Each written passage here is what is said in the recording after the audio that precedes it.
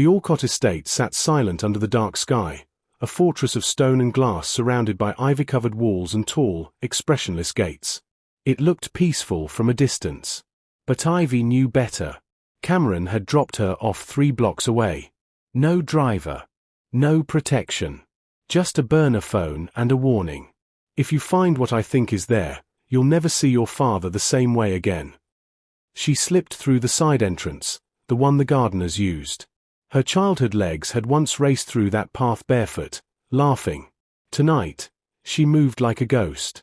Inside, the mansion smelled exactly the same, wood polish, cigars, and cold money. She crept past the staircase, toward her father's private study. It was locked, as expected. But the code hadn't changed. Her mother's birthday, 08-12. The door clicked open. The study was massive. Dark-paneled walls, gold accents, and floor-to-ceiling shelves filled with untouched books. The desk was clean. Too clean.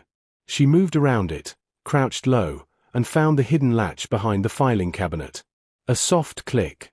The floor near the far bookshelf gave a mechanical hum, then slid open to reveal a metal staircase. Her father had always said the house had no basement. Liar. She descended into darkness, her phone flashlight guiding her. At the bottom was a steel vault door. No keypad. Just a biometric scanner. Ivy hesitated, then pulled the glove off her left hand. She pressed her palm to the scanner. The light flashed red, then green. Access granted. She stepped inside. The room was small. Cold. Lit by a single flickering bulb. Files. Stacked boxes. Sealed envelopes with names she recognized. Politicians, CEOs, board members. Leverage. Blackmail. Power. She found a box labeled IA, Legacy. Her initials. She pulled it down with shaking hands and opened the lid. There were medical records. Adoption papers. A signed transaction receipt, $1.8 million wired to a clinic in Arizona.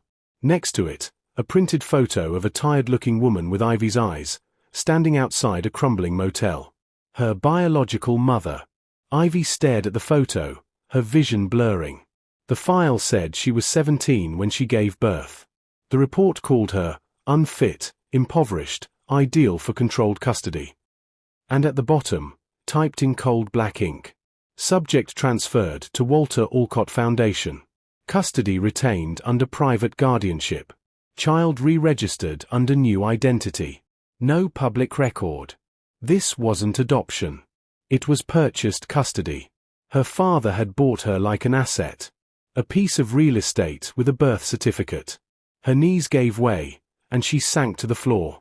A million things she thought she knew about herself, who she was, where she came from, what love looked like, crumbled in that room. And then she saw the last page. It was a contract. With her name on it. Signed and notarized by Walter Alcott. It read, upon reaching age 25, Ivy Alcott is to be transferred to the control of W. Alcott International Holdings as Public Relations Director. Spouse to be selected based on corporate alliance necessity. Spouse. Selected. Her marriage, her future, even her womb, it had all been planned. The contract was dated 3 months from now. Cameron's voice echoed in her head. He raised you to be the perfect cover. She wasn't a daughter. She was a tool. A product. And her spontaneous Vegas marriage had ruined everything Walter had built. Ivy stumbled out of the vault, out of the study, out of the house. She didn't cry. She couldn't. Her heart wasn't just broken. It was being rebuilt into something colder. Stronger. Sharper. She called Cameron from the burner phone. I found it, she said, voice like ice. His voice came through the line, low and knowing. Then it's time. Time for what? For you to stop surviving. She gripped the photo of her birth mother tightly in her fist. And start taking everything back. The next morning, Ivy sat on the edge of Cameron's massive bed, holding the adoption file in one hand and her mother's trembling voice in her mind. He never wanted a daughter. He wanted control. The lies had burned away any last trace of innocence she had left. Across the room, Cameron sipped his coffee. He hadn't asked what she saw in the vault. He didn't need to. He'd already known. But there was something in his eyes this morning, unease. Even he hadn't expected her to find that much. I need to confront him, Ivy said. Face to face. Cameron didn't flinch. You're not ready. I'm not asking for your permission. He smiled faintly. There it is. She stood. There what is? The part of you he tried to bury. The part that's dangerous. Ivy didn't smile back. If I'm dangerous now, it's because of what he made me. Just then, Cameron's phone buzzed on the table. He picked it up, glanced at the screen, and froze. What is it? Ivy asked. He didn't answer. She crossed the room, snatched the phone from his hand. Headline: Alcott matriarch found dead in Beverly Hills home. Subheadline: Initial reports suggest cardiac arrest. Investigation ongoing. Her knees buckled. Her mother was dead. Cameron caught her before she hit the ground. Ivy. No, she breathed. No, no, no. She was fine. I just spoke to her. She sounded scared, but she was okay. She was okay. She was trying to protect you, Cameron said softly. Maybe someone didn't want her talking. Ivy shook her head violently. This can't be happening. But it was. It was real. And it got worse. Because hours later, while Ivy sat frozen in Cameron's car, staring at her mother's name on the news, his legal team arrived with a document. A will. Not her mother's. Her father's. And a clause. In the event of an unapproved union or breach of contract involving the subject Ivy Alcott, any family member, biological or custodial, may be considered expendable under privacy enforcement laws bound by non-disclosure. Cameron read the clause aloud. His jaw tightened. He signed it into company policy. Buried it in the legal shell of a subsidiary. What does that mean? It means your mother's death isn't just a tragedy, he said, voice cold. It's a warning. Ivy's world tilted. He had her killed. Cameron didn't say yes. He didn't have to. Ivy pressed a hand to her chest, trying to breathe. Then something clicked in her. Her mother had been the only person who had ever truly loved her. And now, she was gone. Because of a contract. Because Ivy got married in Vegas.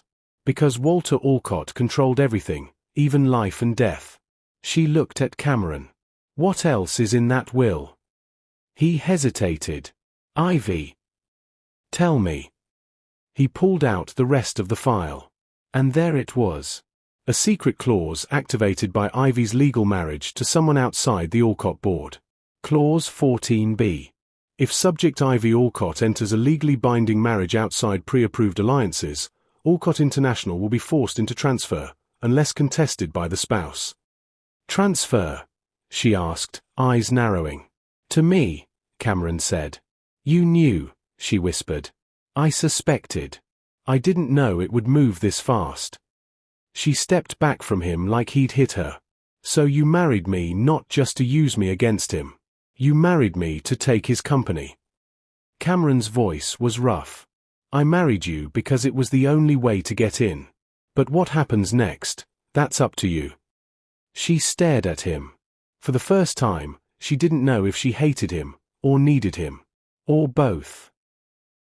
The funeral was cold. Not because of the weather, it was sunny and still, but because everyone there knew what the Alcott family was capable of. People wore black like armor, not grief. Cameron stood a few steps behind Ivy as she approached the chapel steps. The last time she'd stood here, she was a child.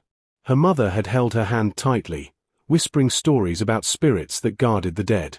The wind listens in places like this, her mother once said. When we die, we don't vanish. We wait. And if our death wasn't fair, we fight. Ivy never believed those words. Until now. Inside the chapel, her mother's casket lay covered in white lilies. Ivy's heart twisted at the sight. No one sat beside her. Not Zoe. Not Walter. But just before the priest began the service, the doors creaked open, and Ivy turned. Her father entered, flanked by 2 men in dark suits. He looked untouched, unbothered. The same man who had arranged her mother's murder was now here to mourn her, publicly. The crowd shifted nervously as he approached Ivy's pew. "Don't," she said without looking up. Walter paused. "This is still my wife." "No," she hissed. "She was never yours." He leaned in slightly, his voice calm.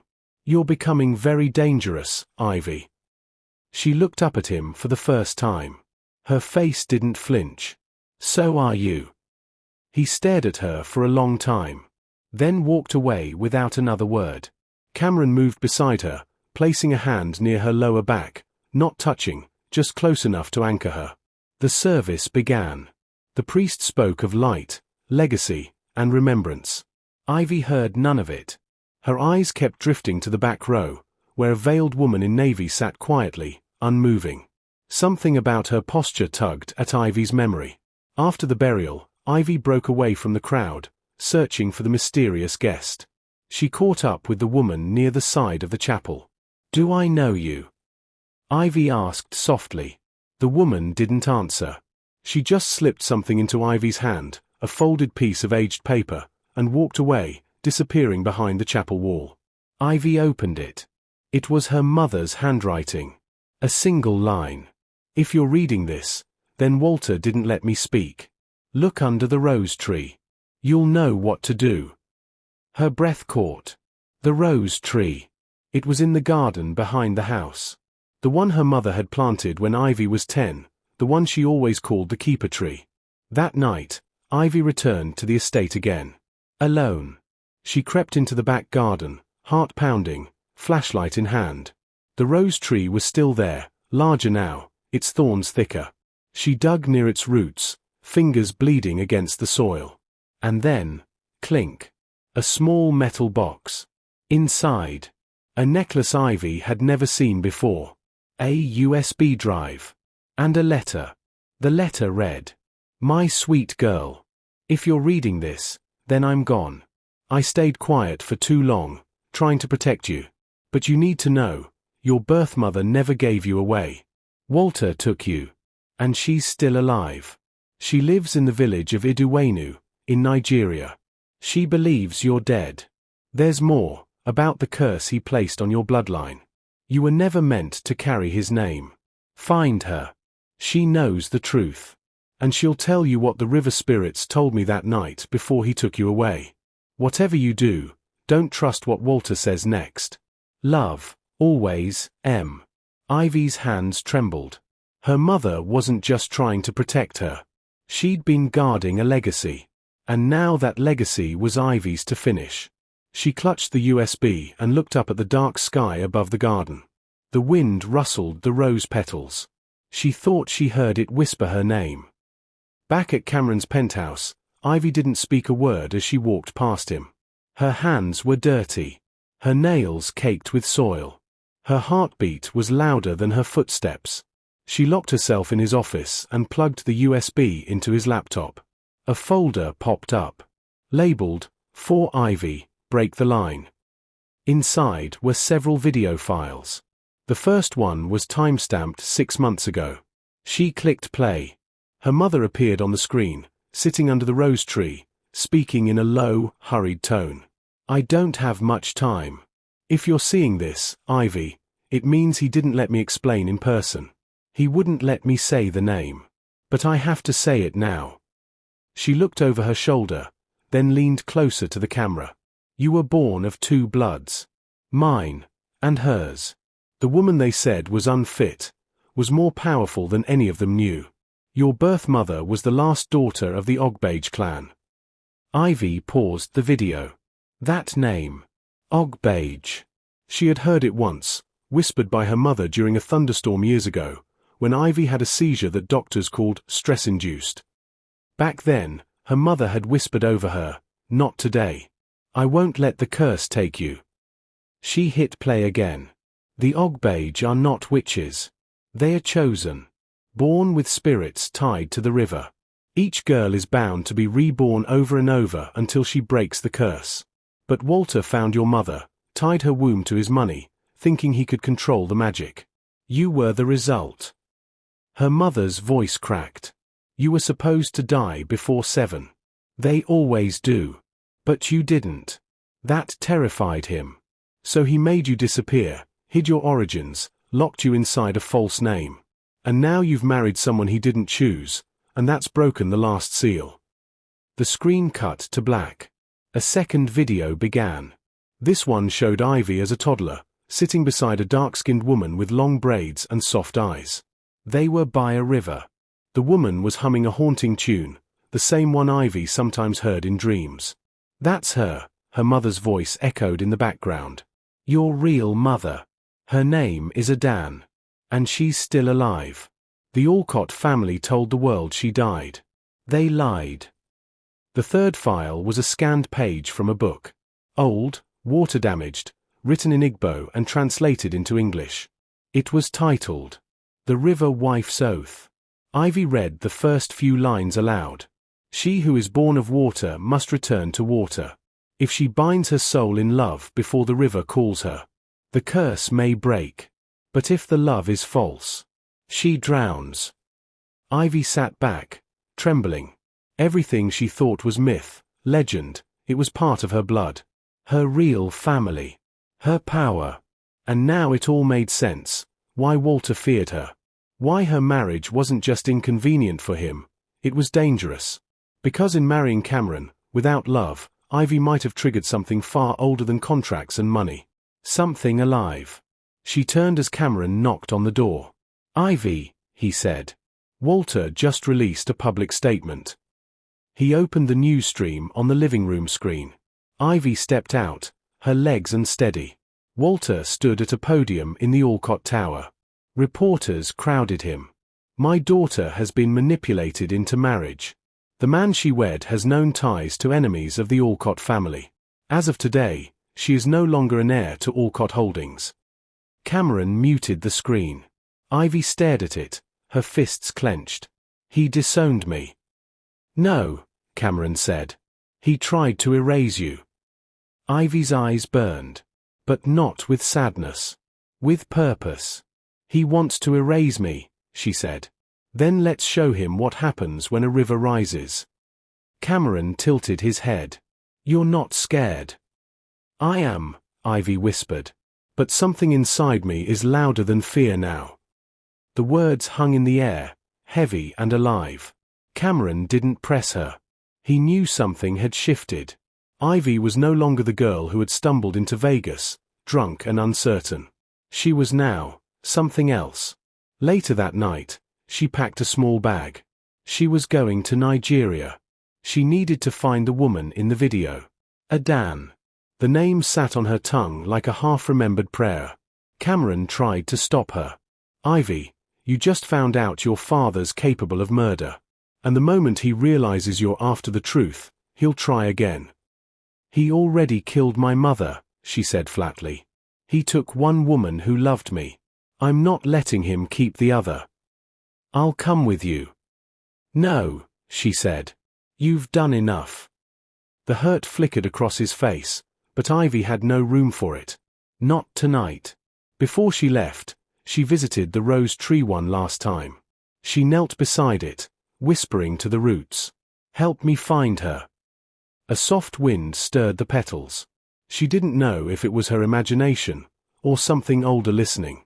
3 days later, she landed in Enugu. The village of Iduwenu was far from the city, nestled beside a wide, sleepy river the locals called Mambala. The villagers stared at her when she arrived. Some whispered. Others looked away. But one old woman pointed to a hut near the river's edge and said, "She's waiting." Ivy's stomach tightened as she walked toward the hut. It looked almost like the one in the video, flowers hanging near the door, the air heavy with the scent of water and dust. She knocked. A soft voice answered, "Enter." Inside, a tall woman stood by a wooden table, her long braids wrapped in a cloth. Her eyes were deep brown, rimmed with age and sorrow. "Ivy," she said, as if she had known her all along. Ivy froze. "You know who I am." "I held you when you were born," the woman said. "And I wept when they told me you died." "Why did he take me?" Because your blood frightened him. Because your future was bigger than his legacy. Tears streamed down Ivy's cheeks. You're my mother. Adan stepped forward and held her. Not like a stranger.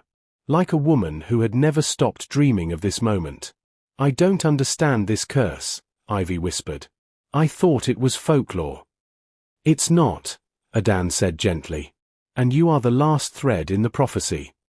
She brought Ivy to the back of the hut, where a bowl of river water shimmered in moonlight. Look. Ivy leaned in. The water stilled, then swirled. A vision formed. A younger Adan, pregnant, glowing, surrounded by elders who chanted near the river. A man, Walter, stood in the shadows. Watching. Waiting. Then, blood. A scream. A baby snatched. And silence. Ivy jerked back. That was the night he took me, she whispered. Yes, Adan said. And now the river wants justice. I don't know what it wants from me. Adan placed a beaded bracelet around Ivy's wrist. It wants you to choose. Choose what? To destroy Walter, or forgive him. Ivy stared at her, shocked. Forgive him, she asked bitterly. After what he did. The river gives power, Adan said. But only when the heart is clear. If you act from vengeance, you'll inherit his curse. But if you act from truth, pure truth, you'll break it. Ivy felt the weight of it then. She didn't just carry pain. She carried the power to end a legacy of destruction. But back in New York, Walter wasn't waiting quietly. That same night, he broke into Cameron's penthouse. And found the rose box Ivy had buried. Inside it, something Ivy had missed, a second USB, labeled Final Warning. Walter smiled coldly. You want to play with gods and ghosts, Ivy, he murmured. Then I'll give you a war. Ivy woke before dawn. The soft hum of the Mambla River echoed beyond the walls of the hut, calling her like it had every night since she arrived. But this morning, something was different. The birds weren't singing. The wind was still. And Adan, her birth mother, stood in the doorway, frozen, staring at the horizon. Ivy, she said quietly. Come. Ivy rushed out to see what had silenced her. Smoke. Thick, dark smoke rising in the distance, from the village entrance. They ran. Half the village was awake now, people yelling, gathering buckets, running toward the flames. A small building near the edge of the village, the women's health center Ivy had visited 2 days ago, was burning. Completely. No injuries, thank God.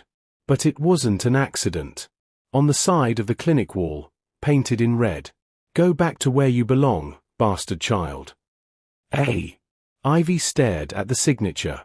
It didn't stand for anonymous. She knew it. Alcott. Adan touched Ivy's arm.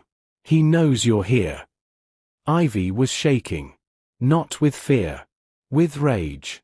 I'm going back, she said. No. I have to. He's not going to stop unless I stop him. The river hasn't finished revealing the truth. I can't wait for the river anymore.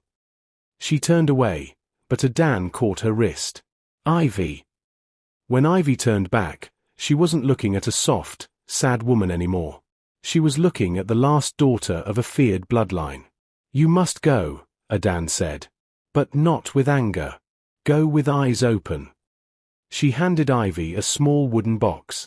Inside, a black stone pendant strung on a woven thread, and a folded note written in symbols Ivy didn't recognize.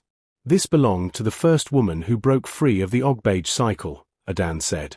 It's not magic. It's memory. Wear it, and the truth will come to you when you need it most. Ivy didn't understand, but she accepted it. Within hours, she was on the road back to Enugu.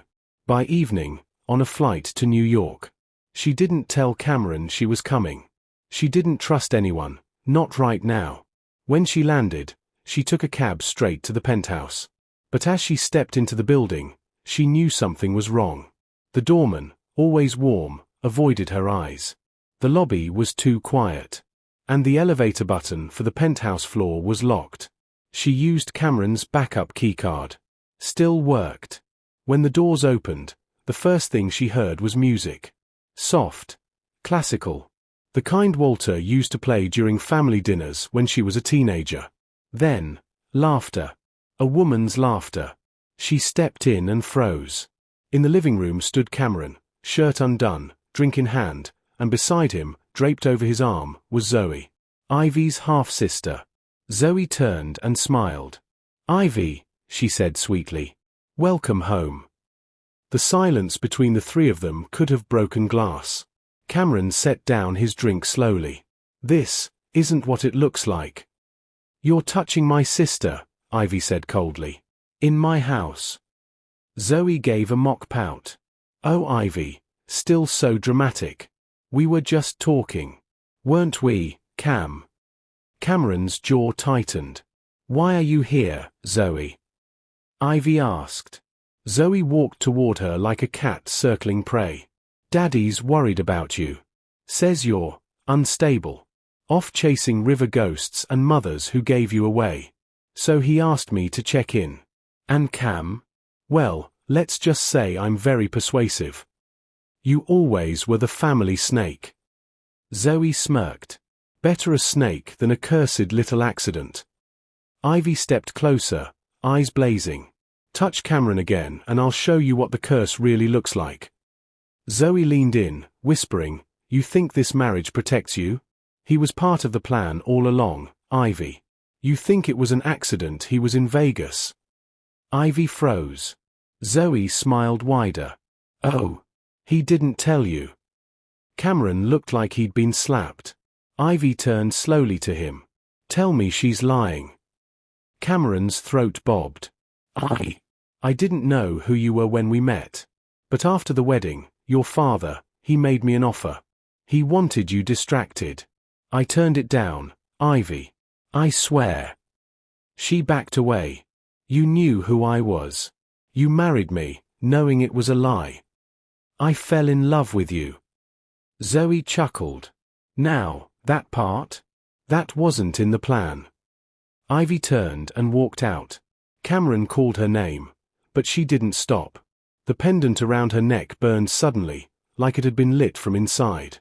She ran out into the rain, because yes, of course it was raining now. And in the puddle at her feet, she saw her reflection. But it wasn't just her face. Behind her, the shape of a woman. Eyes full of river water. The river was following her now. And it had seen everything. Ivy didn't go home. Not to Cameron's penthouse. Not to any place with walls that smelled like lies. She wandered the streets until the sky began to bleed light. Her shoes were soaked, her hands trembling, and the stone pendant around her neck felt heavier than ever. It burned like guilt. Or maybe memory. She finally stopped at a small inn near Brooklyn Bridge, the kind of place no Alcott would ever step foot in. That comforted her. She needed distance. Not just from Cameron, but from the girl she used to be. The girl who thought marrying a stranger in Vegas was her biggest mistake. If only it were that simple. She stood under the shower for nearly an hour, hoping the water would rinse away what Zoe had said. "You think this marriage protects you? He was part of the plan all along." But the worst part wasn't what Zoe said. It was how Cameron hesitated. That hesitation spoke louder than any confession. At sunrise, a knock came at the door. Ivy, on edge, opened it slowly. It was a marker. Cameron's former assistant, and the only person who had ever spoken to Ivy like a real human being in those early days. She held out a flash drive and a note. "I wasn't supposed to come here," she said. "But you need to see this. And soon." She left without another word. Ivy locked the door, slid the flash drive into her laptop, and opened the folder titled Vegas Files. Inside, security footage from the Vegas hotel where she and Cameron got married. The first video played, Ivy stumbling through the lobby with Cameron holding her up, both laughing. Then Walter, in the background, watching. The second clip, a private call log. Walter, speaking to someone. It was audio only. Make sure he keeps her distracted long enough to sign the prenup. "I don't care what you have to promise him." Ivy's stomach dropped. "Sir, came a second voice. It sounded like Cameron's but younger, unsure. What if she finds out later? Then the marriage ends. And she walks away with nothing. Ivy paused it there. She couldn't breathe. So it had started as a setup. Cameron was meant to distract her. Marry her. Keep her busy while Walter rewrote the will and cleaned the Alcott name of her blood. But Cameron never pushed the prenup. He never mentioned it. Not once. Was that his rebellion? Or his mistake? She didn't know. But she needed to ask. That evening, she went back to the penthouse. Cameron was alone. Sitting in the dark. "Ivy," he whispered, when she stepped in. She said nothing at first. Just stood there. Watching him. "You knew," she said. "From the start." He nodded, eyes raw. "Yes." She swallowed hard. "Did you ever care about me?" "I didn't mean to," he said quietly. "But yes. I do. I love you." She laughed once. Bitter. "You love me because my father told you to. Because I was a distraction. A job." He stood up slowly. "At first, yes. But then you started talking to me like I wasn't just a billionaire's shadow. You looked at me like I mattered. And I didn't know what to do with that." She stepped back. "So you lied. You watched me fall in love with you, and you said nothing. I didn't want to lose you. You never had me." She turned to leave, but Cameron grabbed something from his pocket. "I didn't give him the prenup," he said. "He threatened my sister. He said if I didn't follow through, he'd ruin her career. I still didn't do it. I let the marriage stand." Ivy stopped. He handed her a folded piece of paper. "This was the real contract. I kept it hidden. Burned my own copy." She unfolded it. It was blank. He'd never signed it. Tears filled her eyes, and for a moment, just a moment, she didn't know whether to run to him or run from him. But then the pendant around her neck flared hot.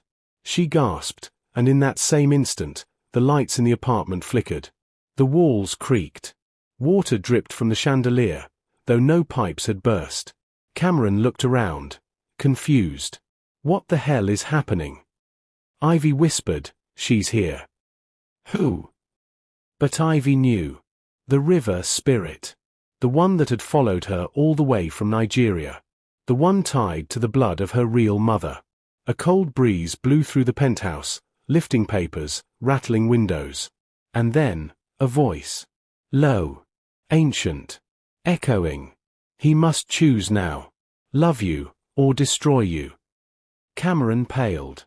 Ivy grabbed the pendant, heart racing. He was born of broken power. But you, the voice whispered in her ear, you were born to break the line. Then everything went still. Cameron stared at her, sweat glistening on his forehead. What the hell was that? Ivy didn't answer. She couldn't. Because she had no idea what came next. But she knew this much.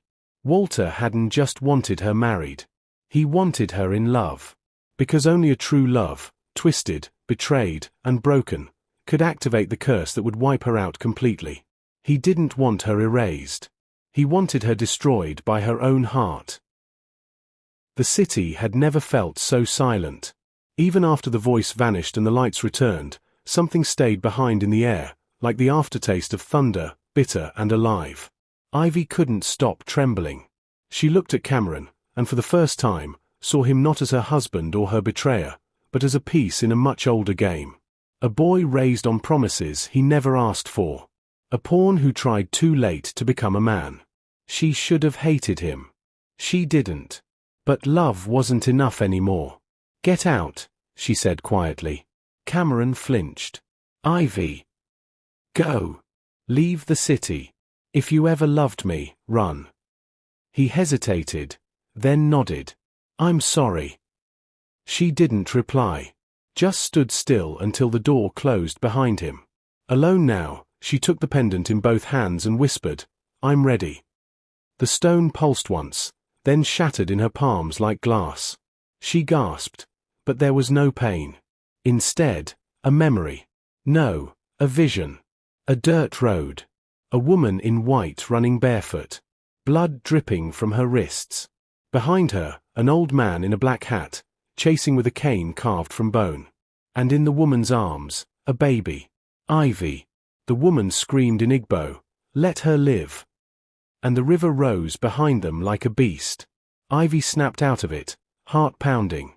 She was crying. That woman in the vision was Adan. The man behind her, Walter. He had tried to kill her as a baby. Not just erase her from the will. Not just ruin her mother. Kill. And now it all made sense. Walter hadn't just wanted revenge. He had tried once and failed. And Ivy's survival had cursed his entire empire. Every year, another failure. His factories burning. His lawyers dying young. His second daughter, Zoe, born with blood that couldn't clot. He believed Ivy was the cause. Because she had lived when she wasn't supposed to. And he'd waited patiently, raising her like a virus in his house, feeding her with silence and secrets, until the perfect moment came. Love. A real one. A painful one. The curse needed a broken heart to open. And Ivy had finally bled enough for it. But it wouldn't kill her. It would kill everyone she touched. Unless she ended it. The next morning, Ivy returned to the family estate. She walked in through the front gates without hiding, wearing all black. Her hair wild. Her eyes storm dark. Servants whispered. Zoe appeared at the top of the staircase, draped in silk, holding a wine glass. "Back for more heartbreak, sis." "Where is he?" Ivy asked. Zoe sipped. "Wouldn't you like to know?" "Zoe," Ivy said calmly, "he killed your mother." Zoe blinked. "What?" "I saw it. He told her to bleed. Told her to run. I watched it." "You're lying." "Then ask him." Zoe's face paled. She turned away. That was enough. Ivy marched into the study. And there he was. Walter Alcott. Grey-haired. Cold-eyed. Still sharp as a razor even in old age. He looked up and smirked. The girl who wouldn't die. "I know everything," Ivy said. Walter stood. "Then you understand why you need to leave. You were a mistake, Ivy. A crack in my legacy. That night in Vegas was my mercy. You poisoned my mother. I gave her a choice. You hunted her. She ran. You lied to me my whole life. You never earned the truth."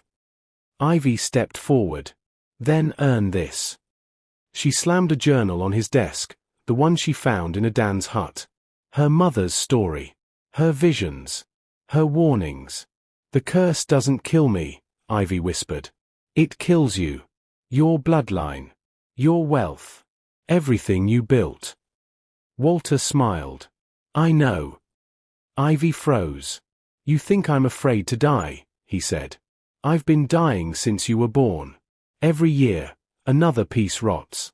This empire was never meant to last, but it can end with dignity. Or it can end with chaos." "You're mad." "No. Just tired of waiting." He opened a drawer and pulled out a syringe. "I just need your blood, Ivy. One drop. To finish the sacrifice." She stepped back. Too late. He lunged. The syringe pricked her hand, just barely. Blood pooled. He stepped back, triumphant. The ground shook. Outside, thunder rolled. And Ivy smiled. "You made one mistake," she said. Walter blinked. "I chose love," she whispered. "It didn't break me. It saved me." The walls cracked. The sky roared. And a scream, deep, ancient, and feminine, filled the air. From the floorboards, water gushed up like a geyser. The river had come. And she was angry. Walter stumbled back. "No, no. You were supposed to die." But Ivy stood firm. The ghostly figure of a woman rose from the flood, eyes like stars. Adan. She held Ivy's hand. And with a soft whisper in a language older than grief, she touched Walter's chest. His heart stopped. Just like that. He collapsed. The water swallowed him whole. And then, silence. The rain didn't stop for 3 days. After Walter Alcott's body disappeared into the flood that broke through his estate, the storm hovered like a judgment. The media called it freak weather. The tabloids called it karma. But Ivy knew better. The curse had been waiting. It wasn't revenge, it was balance. And now it was done. Ivy sat in a hospital waiting room on the 3rd day of rain. Not because she was hurt, but because Zoe was. The moment Walter fell, Zoe had screamed and fainted. The shock. The truth. The ruin of everything she'd built her identity around. She hadn't woken up since. And Ivy stayed. Because no matter how broken their sisterhood had been, no one deserved to fall without someone watching. The doctor approached gently. She's stable. But still unconscious. Ivy nodded. Can I sit with her? He hesitated, then allowed it. Zoe lay in a sterile white room, her face pale without makeup, her hair loose and tangled. She looked so young. So small. Ivy sat beside her and whispered, "You were a child, too. He broke you before I ever had the chance to know you." Zoe stirred in her sleep, but said nothing. Tears welled in Ivy's eyes. "I forgive you, Zoe. I don't know if you'll ever wake up, but I forgive you." Then she leaned forward and placed a small envelope on the bedside table. Inside was a letter. And the deed to the only thing Walter ever left untouched, their mother's land back in Enugu, Nigeria. "Give it back to her," Ivy had told her lawyer. "If she wakes up, it's hers. If not, let it return to the earth." That night, Ivy went home. Not to the penthouse. Not to the estate. Home, this time, was a 1-bedroom apartment in Queens, with a view of nothing and silence she could finally live with. She unpacked her mother's journal, placed it on a shelf, and sat on the worn couch with a cup of ginger tea. A knock came at the door. Cameron. He looked tired. Bruised. But hopeful. "I didn't know where else to go," he said. "You're not here to finish the curse." He gave a soft, sad smile. "Guess I failed her." Ivy didn't return the smile. But she didn't close the door either. He stood in the doorway for a moment before asking, "Can I come in?" She hesitated. Then stepped aside. He walked in slowly, like he was stepping into a church. "I went back to the house," he said. "It's gone. The flood took everything." "I know." He turned to her. "You knew what he was doing. What I was meant to do. You still warned me." "I didn't do it for you." "I know," he said. "But thank you anyway." They Saturday. For a long time, neither spoke. Until Ivy whispered, "What do we do now?" Cameron looked at her. "We live." She shook her head. "That's not enough. Not anymore." He reached into his coat pocket and pulled out something small. A gold ring. Not the one from Vegas. A new one. Simple. Unmarked. He didn't say a word. Just placed it on the table between them. And left. Ivy stared at the ring long after he was gone. Then her phone buzzed. A text from the hospital. "Zoe is awake." She felt something crack in her chest. Grief, relief, fear. All of it. She didn't reply. Just looked back at the ring. The river had taken so much. But it had left her one thing. A choice.